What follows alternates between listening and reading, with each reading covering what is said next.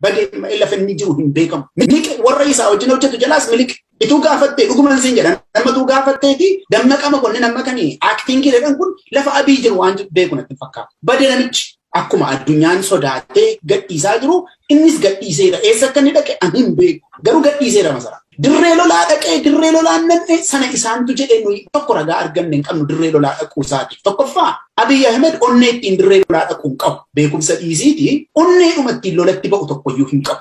Lolas dhaqee hin beeku Abiy. Tekinishaanii ta'ee reediyoo gargaaruudhaa fi dugda duuba taa'ee walquunnamtii humnoota lolaa gidduu jiru walquunnamsiisuuf malee loltuu ta'ee qawwee baatee yookaan immoo lolchiisee hin beeku Abiy. Ogummaa kanaas hin qabu onnee isaas hin qabu siin jechuudha.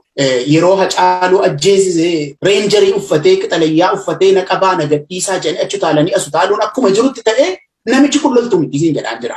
Tokko kanadha. Lammaffaa namni muuxannoo lolaa hin qabne gootummaa isaas kan hin qabne beekumsa isaa tokkoyyuu kan hin qabne dirree lolaa dhaqee madaallii lolaa jijjiiruu hin qabu. Madaalliin lolaa waliigala humnaa ati qabdu diinagdee lolaa ati qabduun dandeettii lolaa ati qabduun murtaa'an malee namichi koloneel Abiyyi jedhamu tokko 4 kiiloodhaa bahee dirree lolaa dhaqee jenne akkuma isaan jedhanitti yoo fudhanne wanti geeddaramu hin jiru siin jechuudha. Wanti qabatamaan maali? Wanti qabatamaan ani beeku kan oduu isaanii irraas mul'atu Abiy 4 kiiloo gadhiisee deemeera. 4 kiiloo gadhiisee garuu eessa dhaqee wanti nu beeknu hin jiru. Biyyaa ba'ee hin beeknu. Lafa dhokata wayii tolfatee hin beeknu. Eessa dhokate wanti beekamu tokkittiin hin jiru jechuudha. Kanaaf amma paarlaamaan biyya sanaa seera haa qabaatu seera hin qabaatini biyya kana maqaa paarlaamaa kanaatiin situ geggeessaa jedhee namni aangootti kenname miliqeera hin jiru.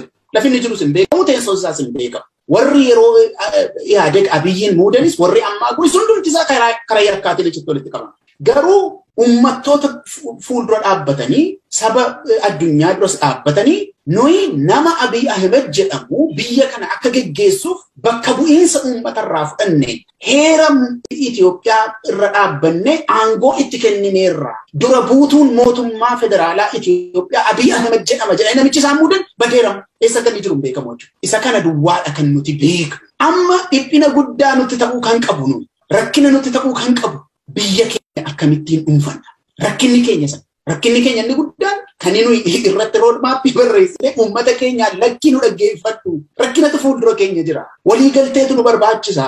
Harca'iinsi nuuf hin ta'u balaatu fuuldura keenya jira kan nuti jedhaa jirruuf kanaaf namichi biyya bulcha jedhamu badam eessa akka inni ga'e nu hin beeknu. Deebi'ee mul'atu mul'ate garuu namichi kun masaraatti deebi'ee dhufee mootummaa ta'a anaan natti hin fakkaatu gama kooti. Kanaaf ammayyuu dhiphina keenya kan ta'uu qabu waa'ee namicha shiftaa Oromoo ajjeesaa ba'ee kana ittuma dhiifnee badeegaan badee lafa inni jiru hin beekamu. Miliqe warra isaa wajjin hojjetu jalaas miliqe. Ituu gaafattee dhuguman siin jedhan nama tuu gaafatteeti dammaqama konni nama kanii aktiingii jedhan kun lafa abii jiru waan beeku natti fakkaata. Badee namichi maaliif jarri mo'atanii humna guddaadhaan dhufaa jiru Finfinnee. Kanaaf masaraa keessa taa'ee eegaa hin jiru inni sodaattuu isa dhumaati baay'isoo Abiy.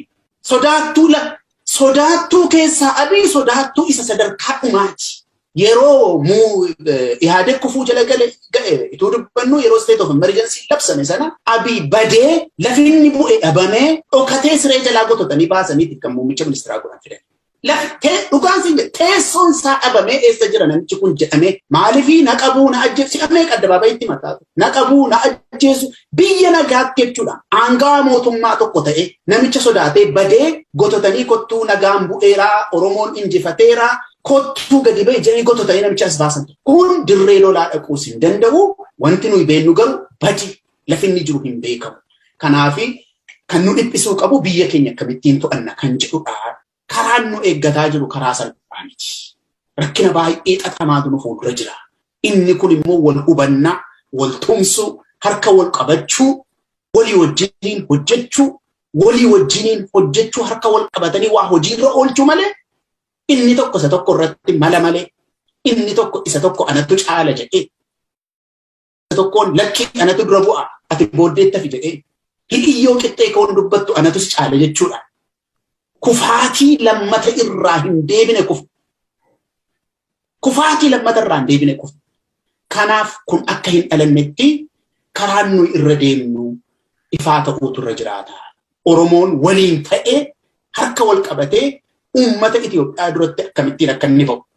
Uummata addunyaa biratti akkamittiin akka inni ba'u isa yaada. Wanta mana keessa dhagaa darbatanii adda wal horan wanta mana keessa dhagaa darbatanii wal madeessa hin qaqqabnas yeroon jira isaa nama wal loluuni nama biyya qabu irraa bareeda namni biyya hin qabne waan irrattis wal loluun qabu lafa irratti wal lolu sin qaba biyya hin qabdanii jedhamneera laa jara keenya biyya hin qabdanii biyyi Oromiyaa jedhamu hin jiru jedhamneera nu immoo biyya qabnaadha kana gidduu bawwaa garagarummaa guddaatu jira kana akka rakkennutti fide kanaafi wal loluudhaaf wal sakaaluudhaaf yoo barbaachises wal dorgomuudhaafis yoo barbaachise biyya nu barbaachisa nagaatu nu barbaachisa tasgabbiitu nu barbaachisa hin qaqqabna amma garuu